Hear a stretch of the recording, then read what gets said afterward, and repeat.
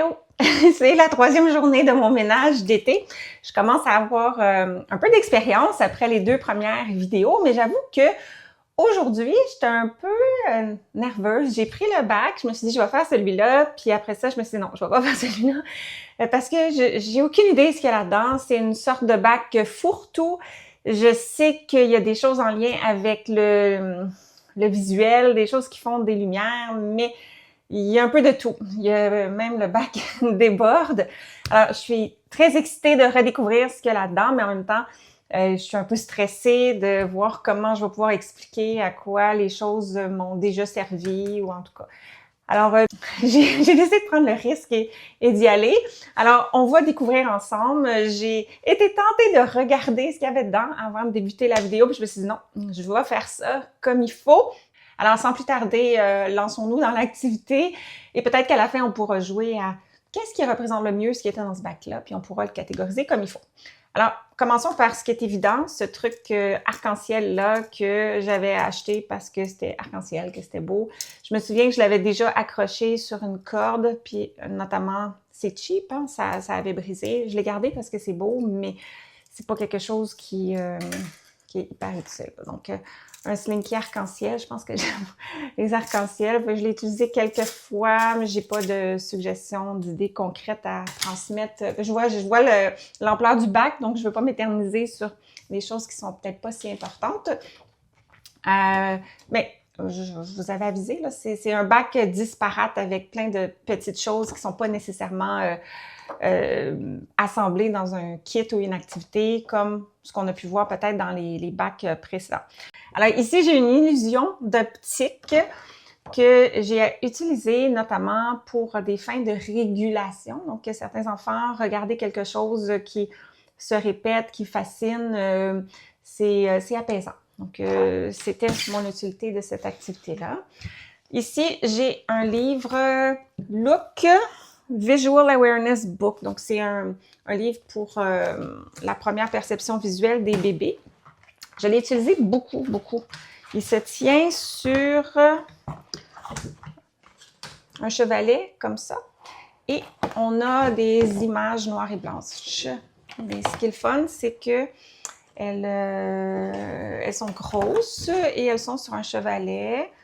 Et peut-être que tu le vois passer, mais de l'autre côté, il y a les mêmes images en couleur. Fait que ça, je trouvais ça le fun parce que je travaille beaucoup avec la position sur le ventre pour les tout-petits. Donc, c'est motivant. On le sait que la perception visuelle contrastante est plus facile à solliciter chez les tout-petits ou les enfants qui ont des retards, des difficultés avec le développement de la perception visuelle. Bon. Ici, j'ai... Dans le fond, ce bac-là va vraiment nous montrer comment les ergothérapeutes, on est des ramasseurs, des ramasseuses, parce qu'il y a des affaires qu'on garde au cas où. Peut-être qu'un jour, ça va m'être utile quand on invente des activités. Fait qu'ici, j'ai des... Tu sais, les sacs jetables, les sacs réutilisables, c'est simplement des straps de sacs. Donc, on ne sait jamais, hein, ça pourrait être utile. Quand on reçoit des trucs avec des bulles, ça, c'est dans le domaine de la régulation. On pourrait à la rigueur solliciter cela pour peut-être de la proprioception dans un contexte de contrôle moteur de la motricité fine, mais moi, c'est surtout régulation. Donc ça, j'en ai plusieurs. Ici, j'ai un sac vide. Je pourrais peut-être les mettre dedans. Une cuillère que moi, j'ai utilisée surtout pour cacher un œil quand on faisait des activités en lien avec le contrôle des yeux. Donc, mais bien oui, on pourrait récupérer pour faire d'autres choses qui touchent davantage la motricité fine ou la coordination avec le bras. Un ballon gonflable de piscine, bien rangé, qu'on peut souffler, puis jouer au ballon, apprendre à jouer au ballon. Une balle trouée sur une corde élastique. C'est que vous avez peut-être déjà vu, là, j'ai une échelle au plafond et j'ai des crochets. Donc ça, on peut accrocher ça. Et encore là, pour travailler au niveau du contrôle oculomoteur, Donc, la balle, parce qu'elle a des trous, elle s'attachait bien. Je l'ai utilisée pour ça. Ça va pas nécessairement dans ce bac-là, mais c'est des coquilles insonorisantes. Fait que je vais tout ranger ça à la bonne place. Ça, c'est un truc qui, en principe... Ah, il s'allume encore. Fait que ça a pogné. Très populaire en termes de renforçateur, puis de baguette magique. Bien que la lumière n'est pas si franche, mais si on ferme la lumière, des heures de plaisir. Donc ici, j'ai des lunettes de construction que j'avais utilisées. J'ai mis du ruban noir pour isoler un seul champ visuel à la fois. Donc, quand on travaille au niveau de la vision fonctionnelle, la coordination des deux yeux, c'est un outil que j'ai utilisé dans ce contexte-là. Ici, j'ai un panier qui semble avoir été réparé avec du tape. Donc, je suis certaine qu'on peut trouver des choses à lancer puis à attraper avec ce panier-là. Ici, j'ai une autre sorte de panier. Une belle toupie que les enfants aimaient beaucoup. Attention, ça fait du bruit. C'est un peu comme un bruit de vaisseau spatial qui tourne super longtemps.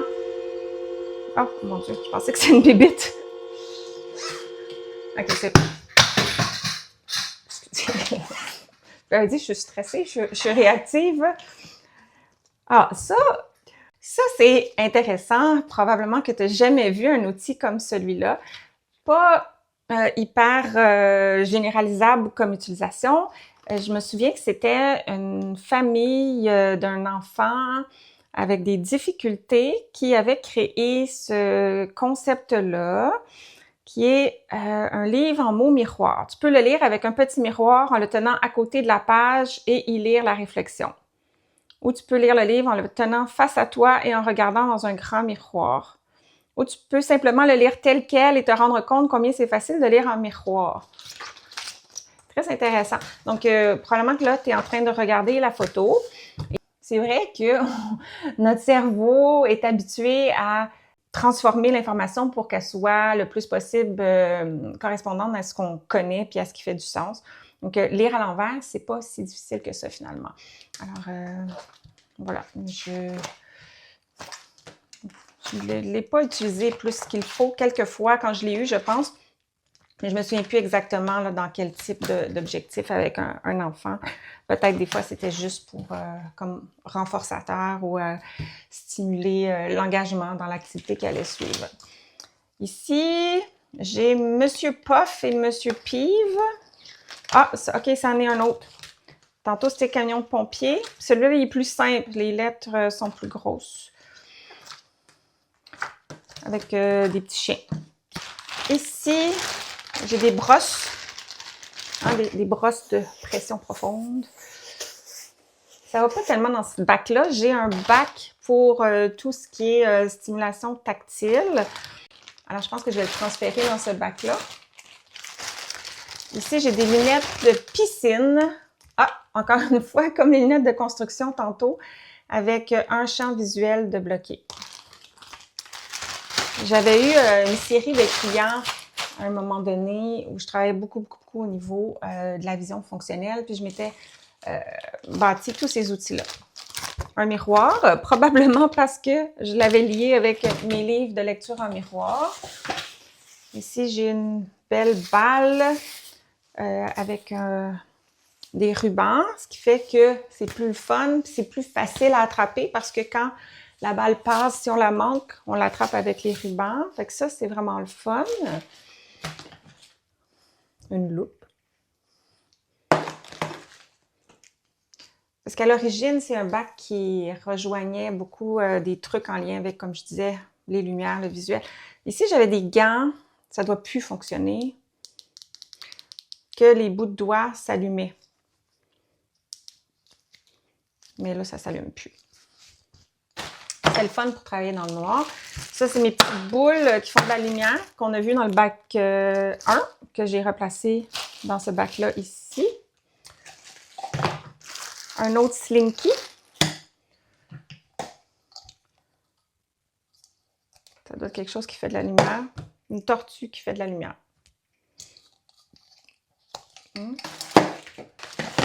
Okay. Une cuillère pour les yeux. Un bâton de... Comment ça s'appelle ces bâtons-là? Pour... Encore là, je l'utilisais pour travailler au niveau visuel, mais ça peut être vraiment le fun pour travailler au niveau de la dissociation, plein de choses. Vous me le direz comment ça s'appelle, je ne m'en souviens plus comment appeler ces bâtons-là. Encore des coquilles insonorisantes. Mes étoiles, mes planètes visibles dans le noir. J'ai une petite cachette ici. Vous l'avez peut-être déjà vu dans une autre vidéo, une petite cachette avec des black lights. Puis ça, ben ça s'allume, c'est super beau là-dedans. J'essaierai de vous montrer une image. Fait que c'est dans le bon bac. Ah oui, ça c'est cool aussi pour travailler des choses au niveau visuel. Encore là, je ne sais pas comment ça s'appelle, ces trucs-là, qu'on tourne, puis c'est mosaïque. On a des plus petits ici pour regarder à travers, puis il y a des formes, il y a des lumières. Puis je pense que j'en ai un plus gros ici. Ouais. Fait que ça, c'est à la bonne place. Un autre Slinky, celui-là en métal. Ah, il est très lourd. Ça, c'est... OK, il est vraiment cool, celui-là. Puis le feeling, dans le fond, au niveau... ça prend quand même de la force pour le garder comme ça. Puis il est super long. Oui! OK? Il est moins beau, mais je l'aime. Avec un autre Slinky. Un stop. Toujours pratique un stop hein, quand on fait des activités, un parcours. Stop! Ça, c'est vieux. Un ruban d'exercice qui a fondu. Ça, c'est une espèce de couverture aimantée qui peut se mettre par-dessus des néons pour apaiser dans une classe, par exemple. J'ai jamais utilisé ici parce que mes lumières ne sont pas... les aimants ne collent pas. Donc, mes lumières, ils ont comme un revêtement en plastique, mais je le montrais en démonstration. Ça, c'est encore des trucs pour se réguler. Je vais avoir du fun à prendre des photos de tout ça après. Ici, j'ai un paquet de lunettes. Encore là, pour travailler des objectifs de perception visuelle.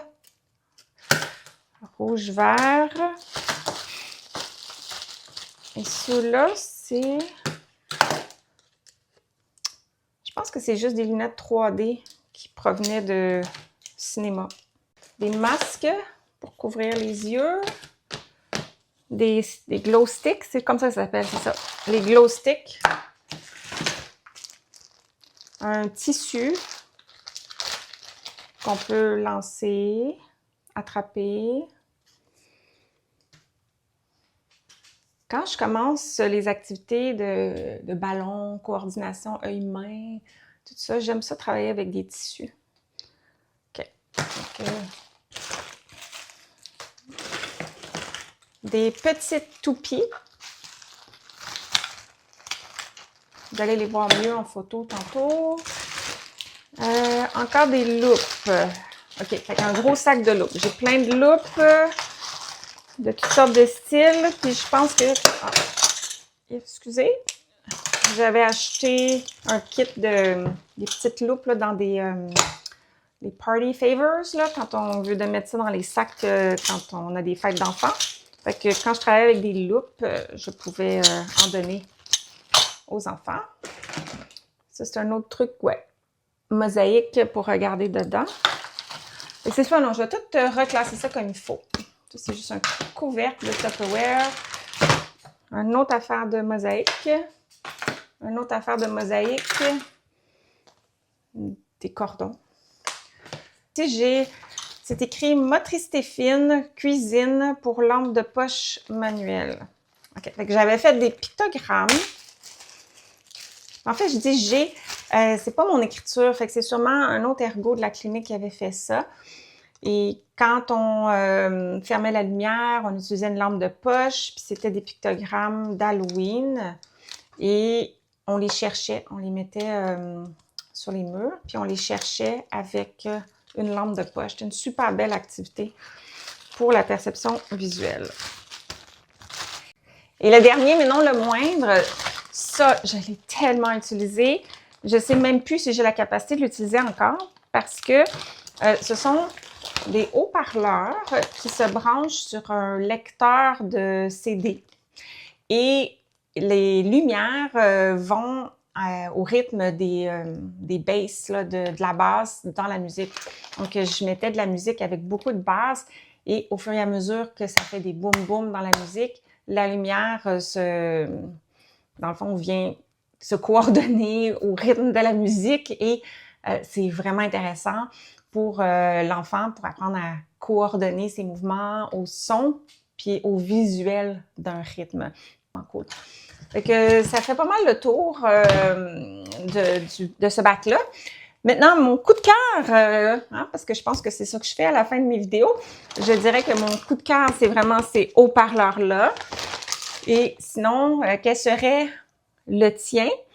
Finalement, en regard de comment on pourrait catégoriser ce bac-là, bien, je pense que je n'étais pas si off que ça là, quand j'avais ciblé perception visuelle, mais avec un peu de recul, j'irais plus avec quelque chose de global comme vision fonctionnelle. Donc ça inclut la perception visuelle, mais ça inclut aussi le contrôle des mouvements des yeux, là, oculomoteur, hormis peut-être les choses qui n'étaient pas à leur place, là, comme les coquilles insonorisantes et les brosses sensorielles. Alors sur ce, disons-nous à bientôt pour la prochaine étape de mon ménage de matériel d'ergo. Bye!